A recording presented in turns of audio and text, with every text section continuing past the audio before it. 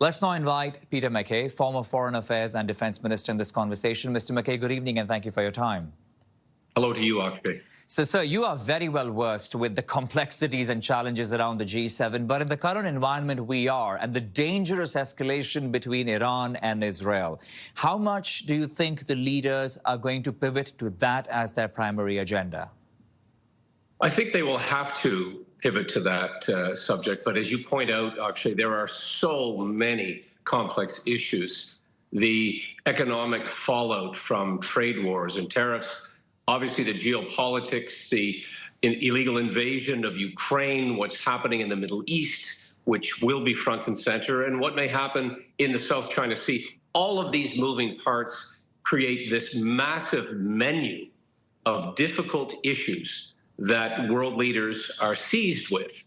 And some of the most important players on the planet, let's be honest, are there looking to try to come together, to cooperate, to bring some semblance of stability and world order and the rule of law back into play, because this has been under siege in many parts of the world. Right. With Prime Minister Mark Carney heading this G7, sir, and your take on how he and other leaders together need to tackle, and I use that word with utmost caution, tackle President Trump without ganging up against his economic and some security policies, because of which we're seeing a lot of economic turmoil, like you also pointed out.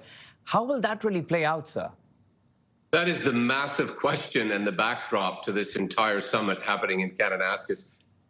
President Trump, as you know, flipped over the table at the last G7 hosted in Canada at Charlevoix and left in a huff. Right. Lots of recriminations and angry remarks directed at then Prime Minister Trudeau.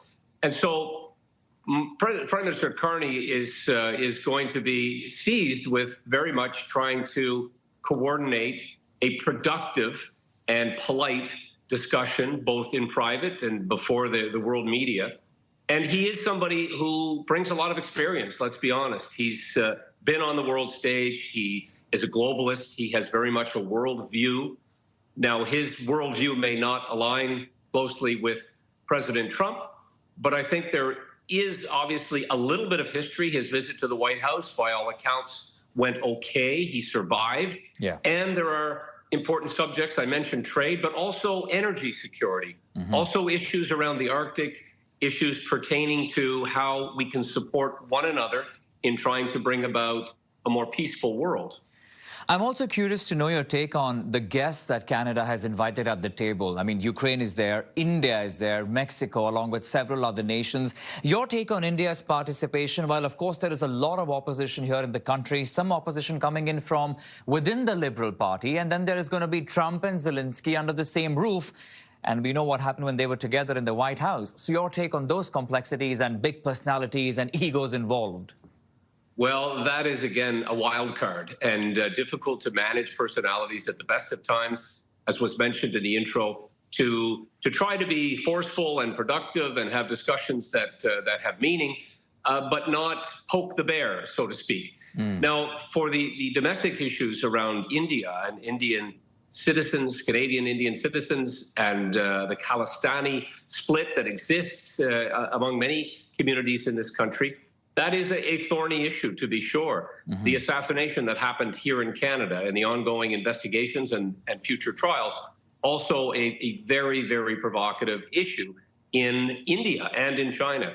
But the fact that Modi is here, extremely important given the intentions of Canada to pivot away from an over-reliance on the United States and China, to be frank. So India has a massive economy, largest population in the world right now. We have a history of having done a lot of business, particularly in agriculture, with India. And so I believe Prime Minister Carney is right in having him here, although it is stirring controversy in many parts of the country. And yet this is part of the grand plan, if you will, to diversify our economy, move away from an over-reliance on any one economy. And, of course, I think India has a history and an interest in doing so with Canada, as do many other countries with respect to the energy file. And the fact that it's in Alberta, we know that Premier Smith will be there, of course, and looking to have a word with many of the world leaders, including the president, who she has met previously. Right. Okay. There's lots more to talk about, but I'm completely out of time, sir. We will chat again. But for the moment, Peter MacKay, former Foreign Affairs Minister, Defence Minister of Canada, thank you for your time, sir. My pleasure. Thank you.